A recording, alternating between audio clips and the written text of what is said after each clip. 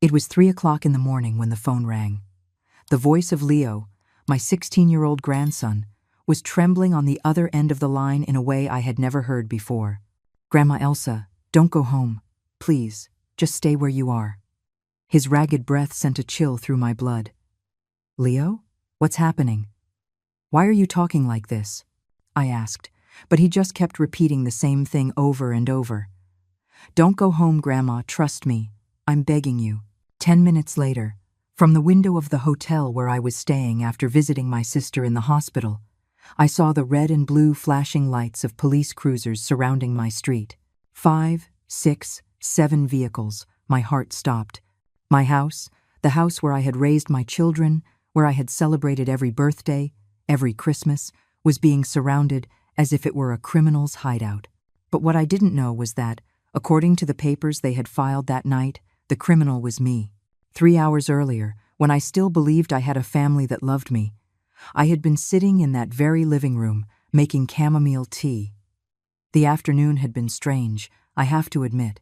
Robert, my 45-year-old son, had arrived with Caroline, his wife, and with Chloe, my 19-year-old granddaughter. They were all smiling too much.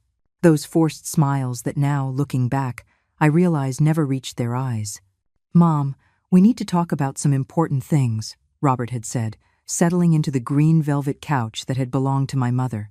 Caroline held a manila folder in her hands, clutching it as if it were something precious. Chloe, my dear granddaughter, avoided looking at me directly. That should have alarmed me. Chloe had always been my partner in crime, my confidant. Since she was little, she would come to tell me her secrets while I cooked or watered the plants in the garden. The late afternoon light filtered through the white lace curtains, creating long shadows on the hardwood floor I had polished just that morning. The scent of the tea mixed with Caroline's strong perfume, a scent I had always found too intense for a home as old as mine. Everything seemed normal, familiar, but there was something in the air that made me feel uneasy. "What do you want to talk about?" I asked, pouring the tea into the porcelain cups I had inherited from my grandmother, the same cups I had used to give Robert drinks from when he was a boy with a fever. The same ones where I had comforted Chloe when her first boyfriend broke up with her. Caroline exchanged a look with Robert. It was one of those glances heavy with meaning, the kind that married couples develop after years together. A silent communication that completely excluded me. "Mom," Robert began, and his voice sounded different, more formal, as if he were reading a prepared speech. "We've been worried about you." "Worried? Why?" The question escaped my mouth with a nervous laugh. I felt like an actress who had forgotten her lines in the middle of a play. "Lately, you've been different," Caroline continued, opening the folder. "You forget things, you repeat the same stories, sometimes you don't recognize people." Her voice was soft, but there was something calculated about it, as if she had rehearsed these words in front of a mirror. I remained silent, holding my teacup. The hot steam rose to my face, and for a moment I thought that maybe they were right. Maybe I really was losing my memory. At 73 years old, it was possible. But something inside me, a small but firm voice, told me this wasn't about my memory. It was about something much darker. "Chloe has noticed it too," Robert added, and my granddaughter finally looked at me. Her eyes were red, as if she had been crying, but she said nothing. She just nodded slowly, like a programmed robot. The room filled with a heavy silence. The grandfather clock in the corner marked 6:30 in the evening with its constant tick-tock, a sound that had been the soundtrack of my life for decades. The cream-colored walls, decorated with family photographs of happy moments, seemed to close in on me. In one of those photos, Robert was 8 years old and hugging me after winning a math competition at school. In another, Chloe was blowing out the candles on her 15th birthday cake, wearing a white dress I had helped pick out. "What exactly are you suggesting?" I asked, placing the cup on the table with more force than necessary. The sound of porcelain against wood echoed in the silence like a gunshot. Caroline took a paper out of the folder. "We've spoken with Dr. Harris. He thinks it would be a good idea for you to have some medical tests, just to be sure." Dr. Harris. The name hit me like a slap. I hadn't seen Dr. Harris in over 2 years. The last time was for a routine checkup, and everything had been perfect. My blood pressure was fine, my blood tests were normal, my mind was as clear as a spring morning. How was it possible that he had talked to my family about my mental health without even seeing me? "When did you talk to Dr. Harris?" I asked, trying to stay calm. My voice sounded strangely quiet, but inside I felt like I was falling into a bottomless pit. "Last week," Robert answered quickly. "We went to consult with him because we were worried. We told him about the episodes you've been having." "What episodes?" The question came out of my throat like a rough whisper. "I haven't had any episodes."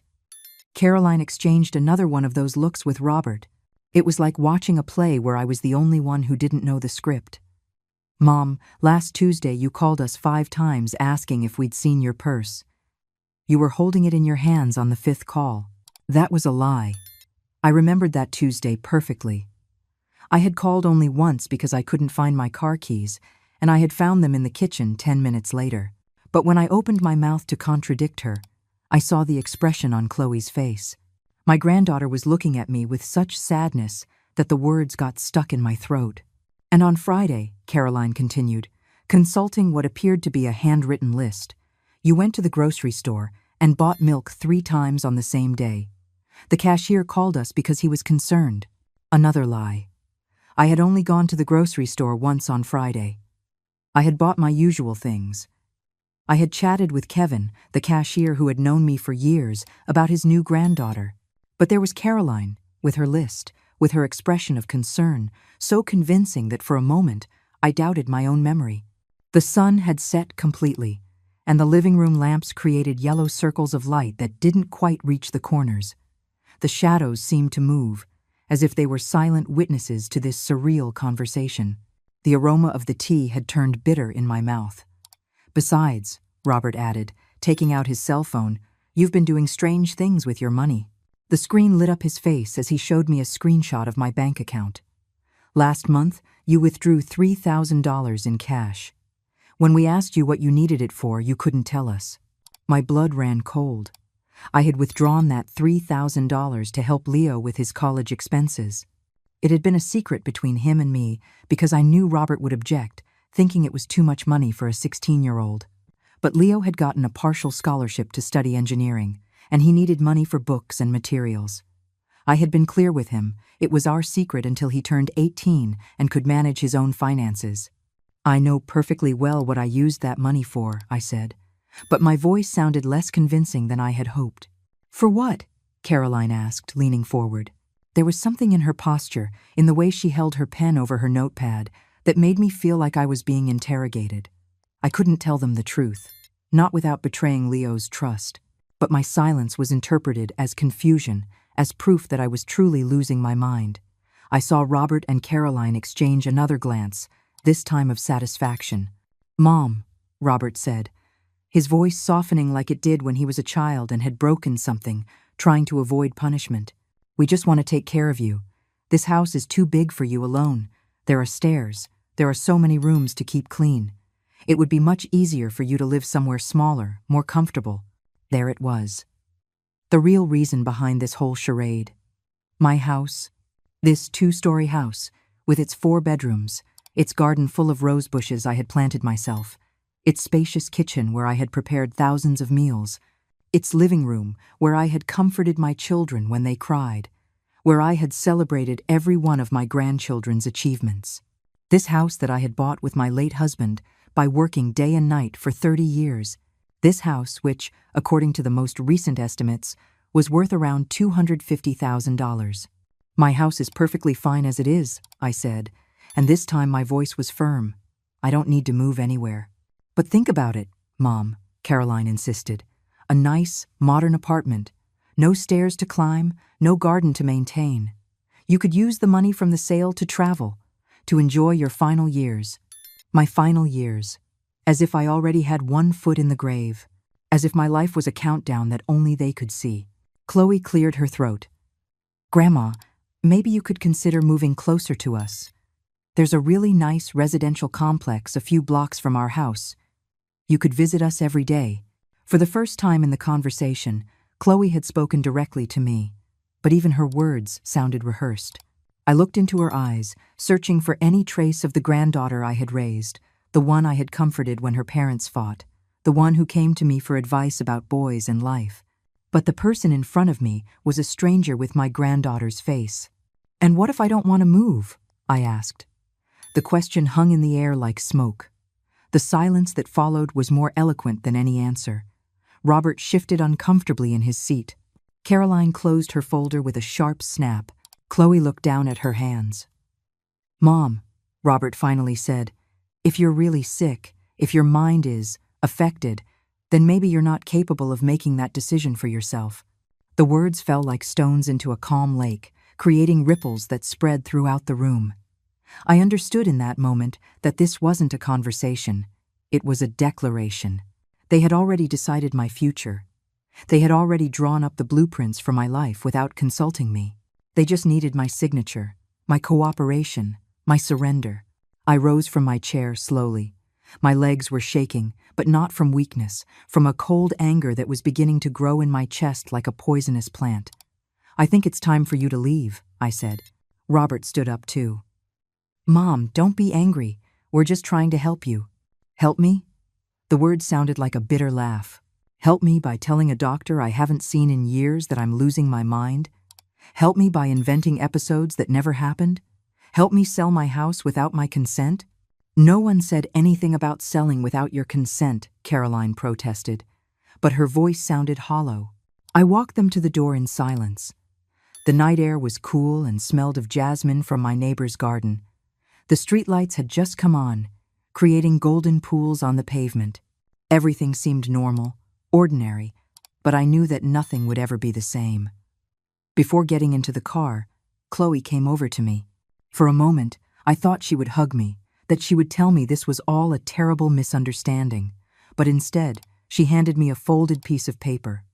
"Grandma," she whispered, "please, read this when you're alone." I closed the door with my heart pounding so hard I could hear it in my ears. The house felt different, as if it had changed while they were here. The same furniture, the same photographs on the walls, but now everything seemed tainted by their words, by their lies. I unfolded the paper Chloe had given me with trembling hands.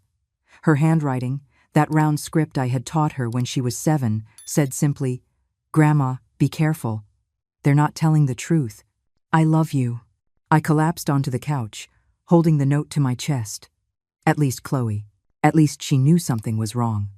But if she knew, why had she participated in the whole farce? Why had she pretended to agree with them? The questions crowded my mind like frightened birds. I decided to call Dr. Harris. If he had really spoken with my family, I needed to know what he had told them. I dialed his office number, knowing it was late, but hoping to get the answering service. To my surprise, he answered himself. "Dr. Harris? This is Elsa Martinez. I need to talk to you about a conversation you supposedly had with my family." The silence on the other end of the line stretched on for too long. "Mrs. Martinez," he finally said, "I haven't spoken with any member of your family. In fact, according to my records, the last time I saw you was over 2 years ago, and everything was perfectly normal at that time." The floor moved beneath my feet. "Are you sure?" "My son Robert and my daughter-in-law Caroline said they came to consult with you about my mental health last week. I assure you that did not happen. If they had come to see me, I would have a record of the appointment. Besides, I couldn't even discuss your medical condition with them without your written consent." His voice sounded concerned now. "Mrs. Martinez, is everything all right?"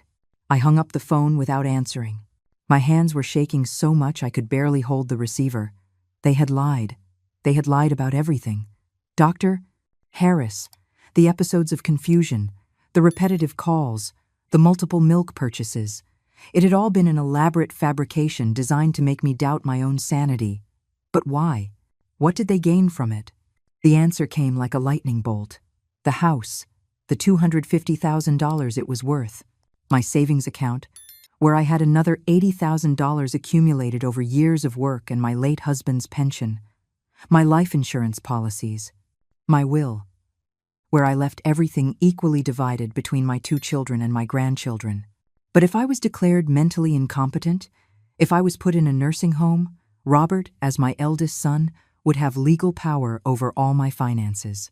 He could sell the house, manage my bank accounts, make all the decisions for me.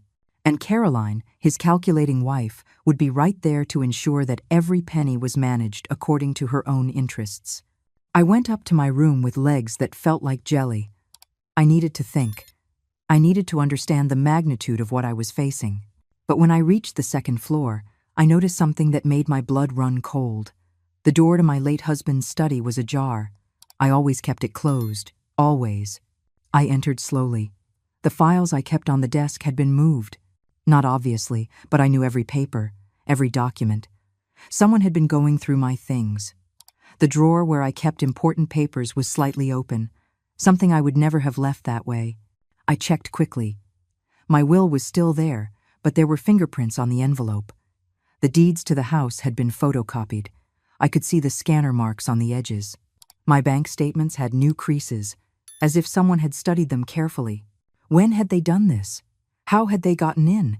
And then I remembered.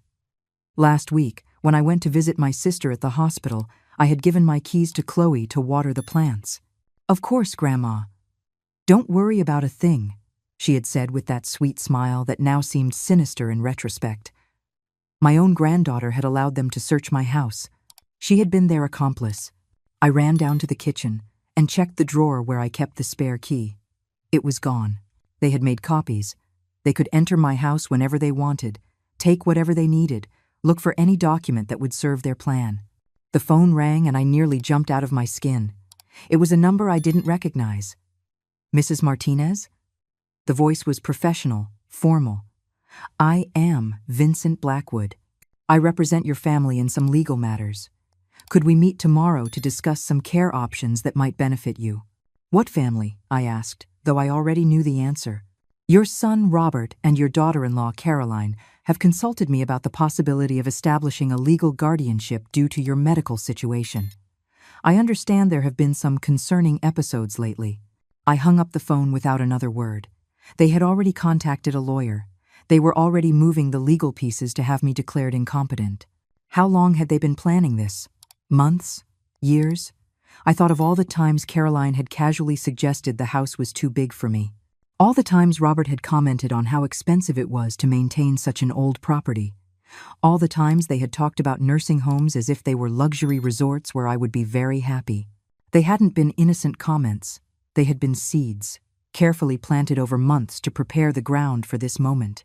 I poured myself a glass of red wine, something I rarely did, but I needed to calm my nerves. My reflection in the kitchen window looked back at me. A 73-year-old woman with perfectly coiffed gray hair, wearing a pale pink sweater that Chloe had given me for my birthday.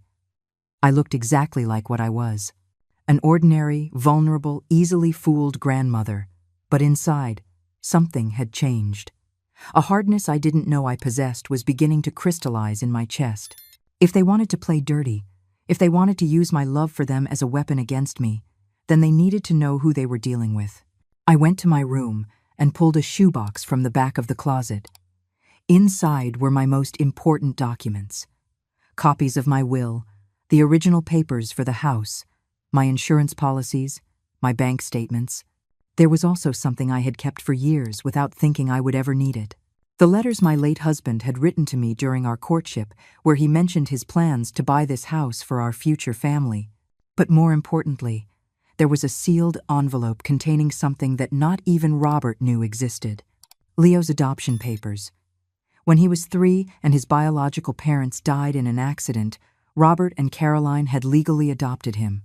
But during the process, I had been designated as a backup guardian in case anything happened to them. It was a minor legal detail, something the lawyer had suggested just in case, but it could be crucial now. If Leo was in danger, if they were using him as part of their plan, I had legal rights that could protect him. I put all the documents in a handbag and hid it under my bed. Tomorrow, I would go to the bank and withdraw a significant amount of cash. I would also go see my own lawyer, Arthur Vance, who had handled my husband's legal affairs for years. He would know what to do, how to protect me from what was coming. But before that, I needed to talk to Leo. I needed to know how much he knew, how much he was being forced to participate in this deception. I dialed his cell number, but it went straight to voicemail. I tried 3 more times with the same result. Finally, I decided to send him a text message. "Leo, it's Grandma. I need to talk to you urgently. Are you okay?" The reply came an hour later, when I had already lost hope.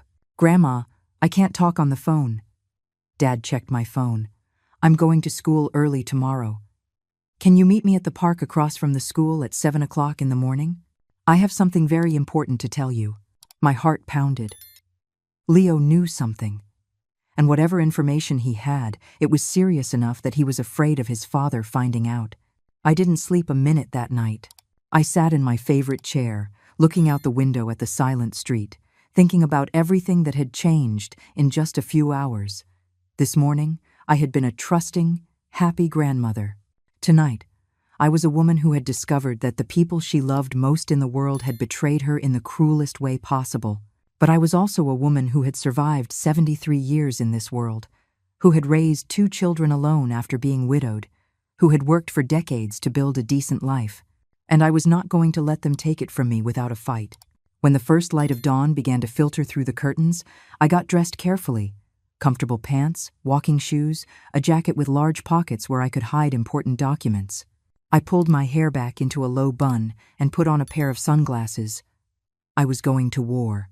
The park was deserted at 7 o'clock in the morning, covered in a light fog that made everything seem dreamlike. Leo was already there, sitting on a bench under the large oak tree where I used to take him to play when he was little. He had his school backpack on his lap and was constantly looking over his shoulder, as if expecting someone to follow him. When he saw me walking toward him, he jumped to his feet. His face was pale, and he had dark circles under his eyes, as if he hadn't slept either. My grandson, who had always been tall for his age, seemed to have shrunk overnight. "Grandma," he whispered, hugging me so tightly I could barely breathe. "I thought you wouldn't come. I thought maybe they had convinced you that you're really sick." "They?" I asked, though I already knew who he meant. Leo looked around the empty park once more before answering. "Dad, Mom, and Chloe. Grandma, they have a horrible plan. I heard everything." He sat on the bench and took his cell phone out of his backpack. "Last night, after they got back from your house, they stayed up talking in the kitchen until very late. They thought I was asleep, but I went downstairs to get some water and I heard them." I recorded part of the conversation. With trembling hands, he touched the screen and began to play an audio file. The voices were clearly recognizable. Robert, Caroline, and Chloe speaking in urgent whispers. "The lawyer says we need more evidence that she's losing her mental capacity," Caroline's voice said. "A single fake medical consultation won't be enough for the judge." "We already have the forged medical documents," Robert replied. "Vincent took care of that. And we have the photos of the inside of the house. All her bank accounts, copies of everything. But we need witnesses," Caroline insisted. "People who will confirm she's had episodes of confusion, the neighbors, the grocery store staff, someone." Chloe's voice was barely audible. "I don't like this. She's my grandma. I love her." "Chloe." Robert's voice turned harsh. "Your grandmother is fine now, but she's old. She's going to die soon anyway. Would you rather her money go to taxes and medical expenses, or that we use it to secure your future, to pay for your college, to buy you a car, to give you the life you deserve? Besides," Caroline added, "we're not hurting her. These nursing homes are very comfortable now. She'll be well cared for." "And what if she refuses to cooperate?" Chloe asked. "She won't have a choice," Robert replied. "Once the judge declares that she can't make her own decisions, I'll have full legal power. I can sell the house, manage her money, decide where she lives. It will all be legal." The audio cut off there. Leo stopped the recording and looked at me with tear-filled eyes. "Grandma, they're going to steal everything from you.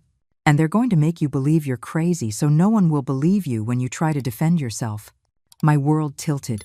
Hearing my own son talk about me as if I were already dead, as if my life were just an obstacle to his financial plans, was more painful than any illness I could imagine. "Is there more?" I asked, my voice sounding strangely calm. Leo nodded and played another clip.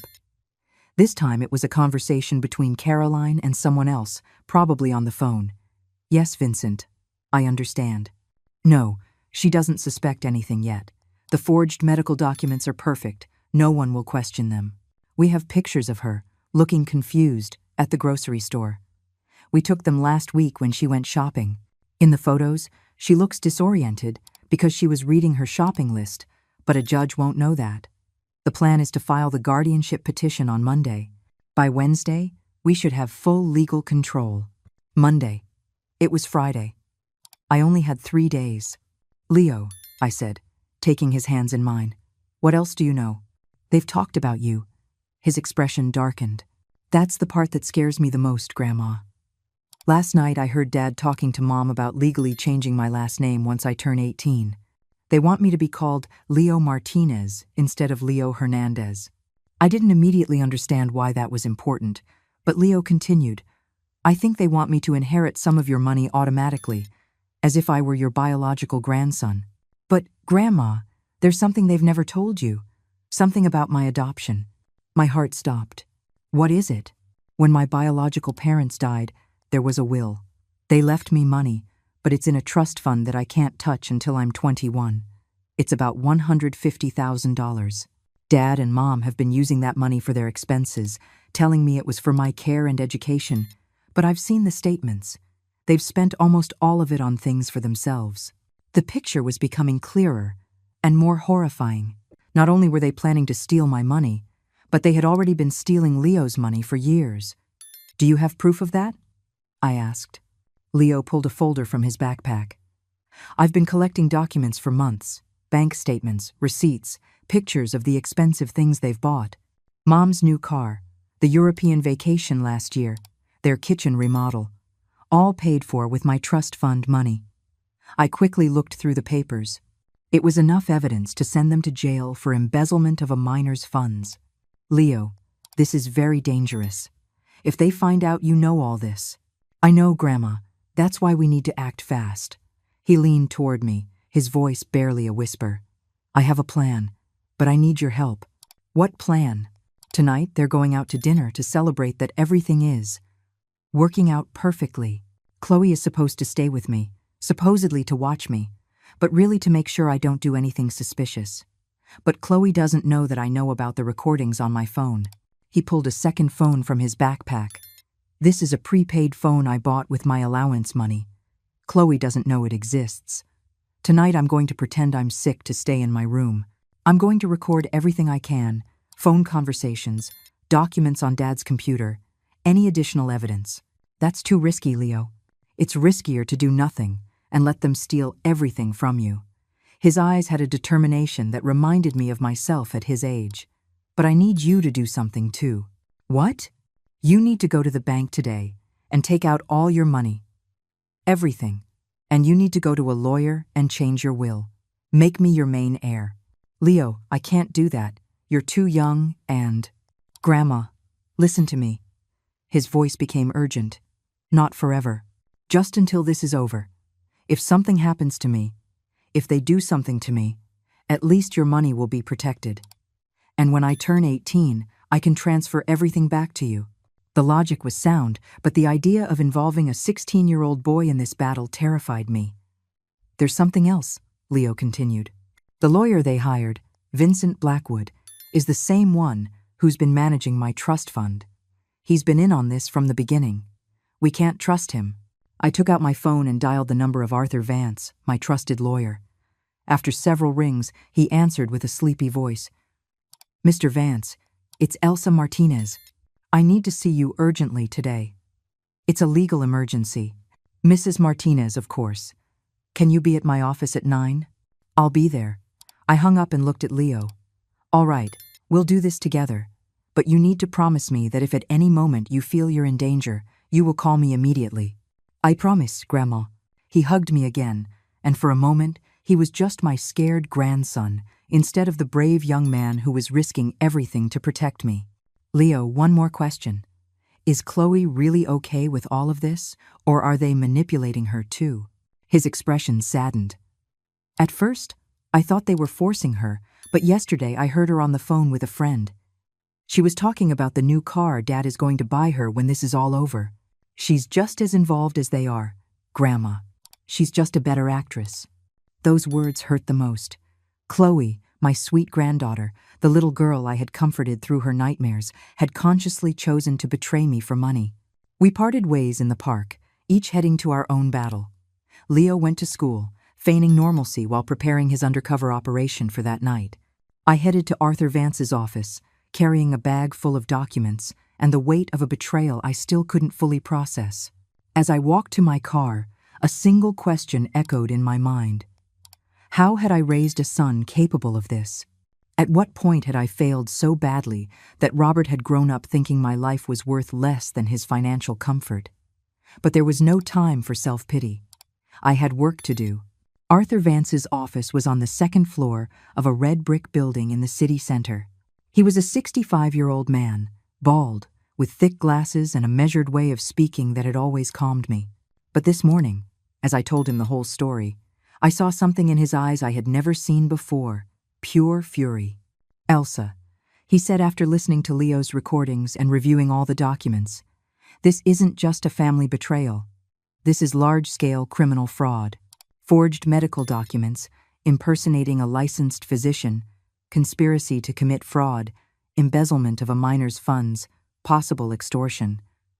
Your son and his wife could face years in prison for this." "Arthur, I don't want to send my son to prison," I said, though the words sounded hollow even to me. "I just want to protect my money and protect Leo." "Elsa, look at me." He took my hands. "They won't stop here. If they succeed in having you declared legally incompetent, they will have access to everything: your house, your bank accounts, your insurance policies, your medical decisions. They could literally control you until the day you die. And when you do, Leo will inherit nothing because they will have already made sure everything is in their name." The reality of the situation hit me like a cold wave. It wasn't just about money. It was about my freedom, my autonomy, my right to live my final years as I chose. "What can we do?" I asked. Arthur went back to his desk.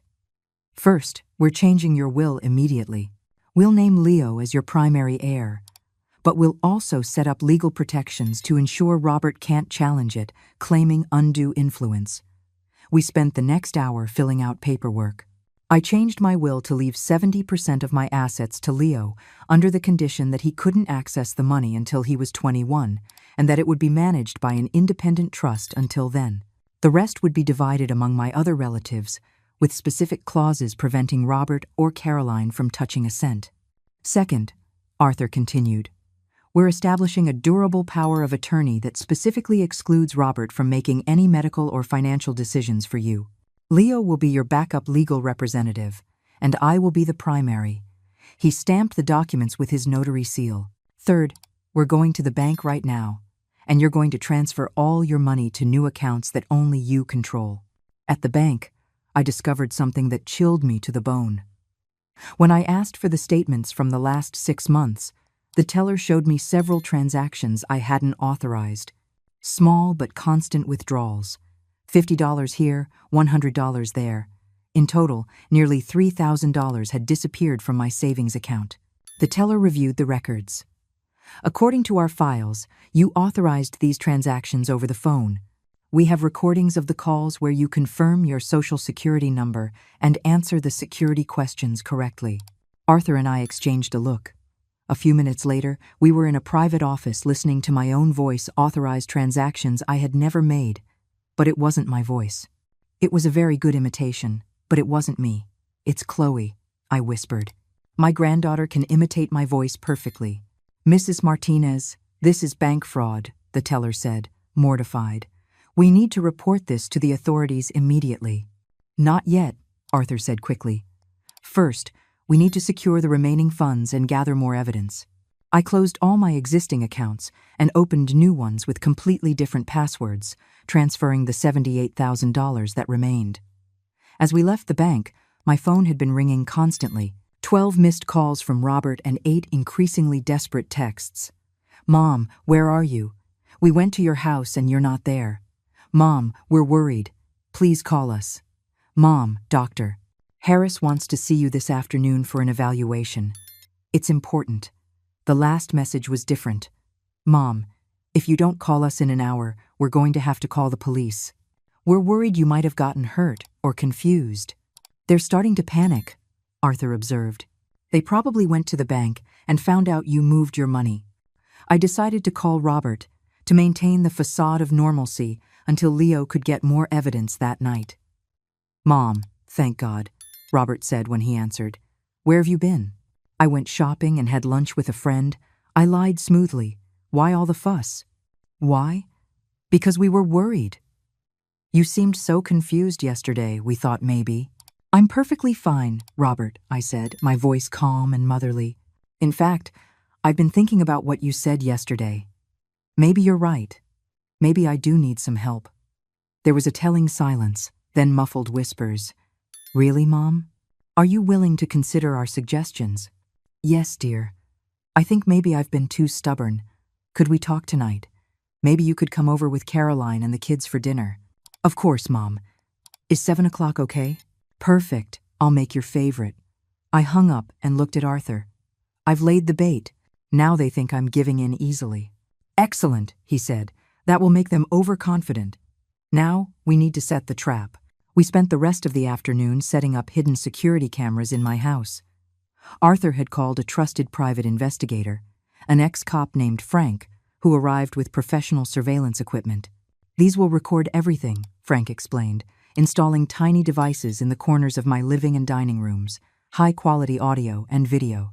He also gave me a small device that looked like a pen, but was actually a recorder. At 5 o'clock in the afternoon, my house was fully monitored. Arthur and Frank set up in a van parked 2 blocks away where they could watch and listen in real time. Elsa, Arthur said before he left, remember, your goal tonight is not to confront them. It's to get them to confess, act confused, vulnerable. Let them think they're winning. At 6:30, I started cooking chicken in a savory red sauce, Robert's favorite since he was a child. The aroma filled the house, creating a comfortable domestic atmosphere that was a grotesque contrast to the psychological war about to begin. At exactly 7 o'clock, I heard Robert's car in the driveway. I took a deep breath, smoothed down the yellow dress I'd chosen specifically to make me look frail, and went to open the door. Family, I said with the brightest smile I could muster. Come in. Dinner is almost ready. Robert hugged me, but I could feel the tension in his muscles. Caroline kissed my cheek, but her eyes were calculating. Chloe hugged me and whispered, I love you, Grandma. The hypocrisy almost made me sick. Where's Leo? I asked. He was feeling a little sick, Caroline explained. We decided to let him rest at home. Perfect. The plan was working. After dessert, as we were having coffee in the living room, Robert finally brought it up. Mom, he began, we spoke with Dr. Harris this afternoon. Oh, yes? And what did he say? He's very worried about you, Caroline continued, pulling out her folder. He says the symptoms we described are consistent with the early stages of dementia. She showed me official-looking medical forms with Dr. Harris's letterhead. When did I go to Dr. Harris? I asked, feigning confusion. I don't remember going. Robert and Caroline exchanged a look that said, See? This proves our point. Mom, you went last week, Robert said gently. We took you. You don't remember. It was a blatant lie, but I pretended to think hard. No, I don't remember, I murmured. Are you sure? Completely sure, Mom. He leaned forward, his voice taking on that condescending tone adults use with small children. And the doctor says, these memory lapses are only going to get worse. He says you need specialized care. What kind of care? I asked, allowing a tremor into my voice. Caroline took my hand with a false tenderness. We've been looking at some wonderful options. There's a beautiful place just outside the city, Pleasant Meadows. It's like a resort, but with 24-hour medical staff. And my house? I asked. What would happen to my house? Well, Robert cleared his throat. The house is too big for you, Mom. And the care at Pleasant Meadows is expensive. We thought the most sensible thing would be to sell it and use that money to ensure you have the best possible care for many years. There it was, the confession I was waiting for. They wanted to sell my house to pay for my own imprisonment. But this house, this is where I lived with your father, where we raised our family. Mom, it's just bricks and wood, Caroline said firmly. The memories are in your heart, not in a building. Besides, Robert added, It's not like you'll be in any condition to maintain it for long. Dr. Harris says your condition will deteriorate rapidly. In a few months, you probably won't even recognize the house anyway." His words pierced me like daggers. "What do you think, Grandma?" Chloe asked. "Would you like us to take you to see Pleasant Meadows tomorrow?" "I don't know," I said, pretending to be overwhelmed. "It's so much to process. How much would it cost?" "About $4,000 a month," Caroline answered quickly. "But with the money from the house sale, plus your savings, you could live there comfortably for many years." "And you?" I asked. "Where would you and the children live?" Another exchanged glance. "Well, Mom, we've been having some financial problems," Robert finally admitted. "We thought, maybe we could stay in this house temporarily, just until we get back on our feet financially. It would be a way to keep the house in the family. They were planning to use my money to remodel my house after they stole it." "There's one more thing," Caroline added, pulling a form from the folder. "We need you to sign this document. It's just a temporary power of attorney to let us handle your finances while you're at Pleasant Meadows. It's for your own protection. It wasn't temporary. It was a permanent power of attorney giving Robert complete control over my entire financial life. Can I take it to my lawyer to have it reviewed?" I asked innocently. "Mom," Robert's voice hardened slightly. "Our lawyer already reviewed it. It's a standard document. Involving multiple lawyers will just cost you unnecessary money." "Okay," I said finally. "Let me find my good pen." I went to the kitchen, pretending to search, but really giving them time to talk amongst themselves, hoping they'd say something else incriminating. "Do you think she suspects anything?" I heard Chloe whisper. "No. She's completely confused," said Caroline. "Once she signs this, we'll have total control. We can move her to Pleasant Meadows on Monday and put the house up for sale immediately." "And if she changes her mind?" Chloe asked. "Once she's committed, her opinions won't legally matter," Robert said. "The document she's about to sign gives me the authority to make all decisions for her." They had confessed their entire plan on camera. I returned with a pen. "You know what?" I said. "I think I need one more night to think about it. Tomorrow morning, I'll sign all the necessary papers." The disappointment on their faces was instant, but they tried to hide it. "Of course, Mom," Robert said. "Tomorrow is perfect." They left an hour later. As soon as their car was gone, Arthur and Frank were at my door. "Elsa," Arthur said with a fierce smile, "we've got them." Arthur and Frank sat up in my living room, reviewing the footage. "This is enough to prosecute them for conspiracy, fraud, attempted extortion, and forgery," Frank said. Then my phone rang. It was Leo, on his secret phone. "Grandma, I got it. I got everything. Are you safe, honey?" "Yes. Chloe thinks I'm asleep. I got into Dad's computer. There are files with everything, emails with the lawyer, Vincent Blackwood, money transfers from my trust fund, even a fake sales contract for your house that they already prepared. A sales contract. Yes, it's dated for next week. They're going to say you signed it voluntarily before your illness got worse." Arthur leaned into the phone. "Leo, this is Arthur Vance. Can you email those files to a secure address I'm about to give you? I already copied them to a USB drive, but I can email them too. Just give me 5 minutes." A few minutes later, the files arrived. It was worse than I had imagined. They hadn't just planned to steal my money. They had been systematically stealing from Leo's trust fund for years.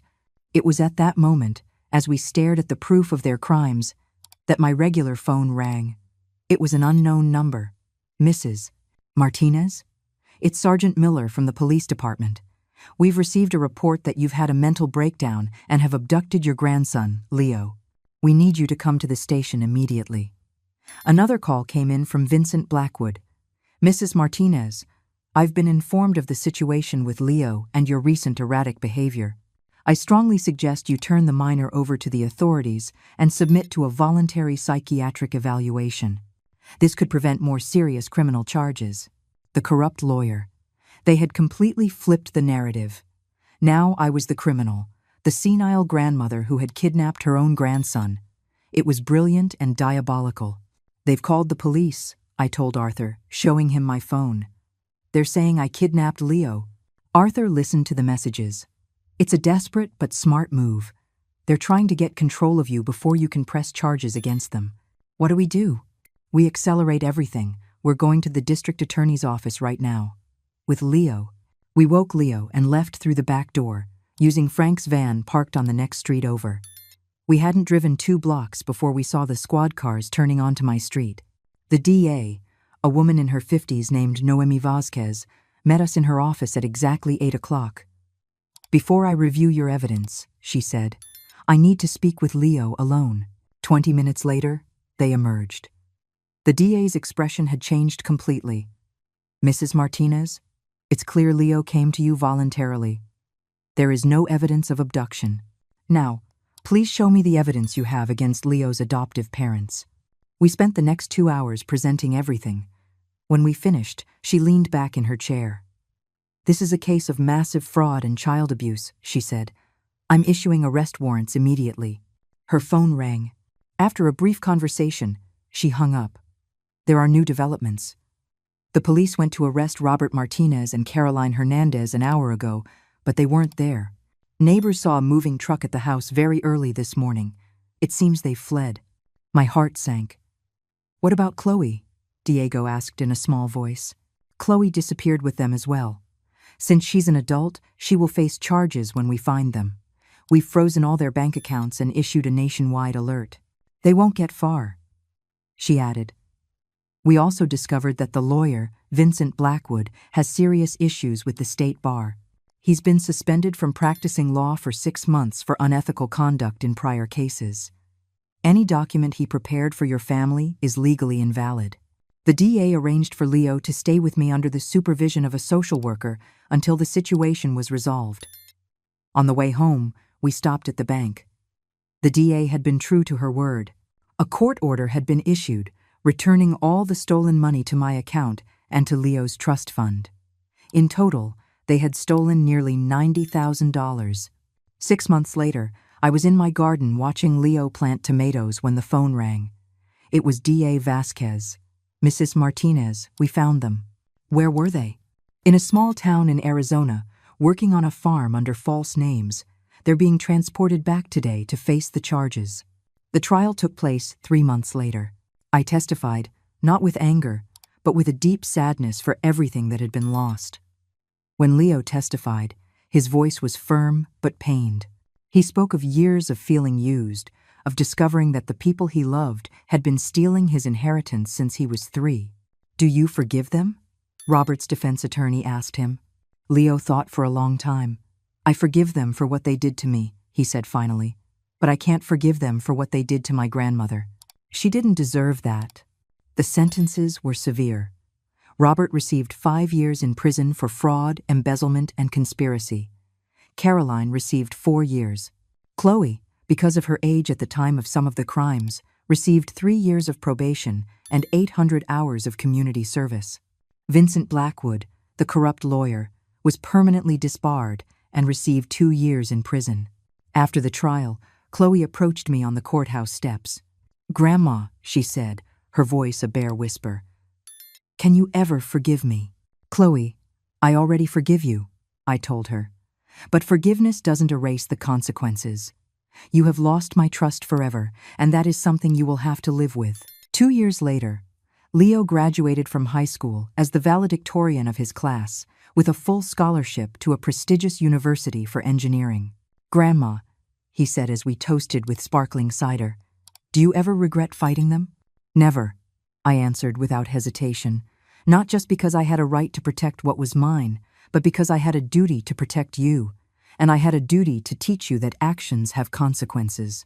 Now, 5 years after that night that changed everything, I live alone in my house, but I don't feel lonely. Leo visits every weekend from college. We've built a life together, healing the wounds his family left behind. I've learned that true love requires mutual respect, honesty, and a willingness to make sacrifices for the other's well-being. What my family had offered me was not love.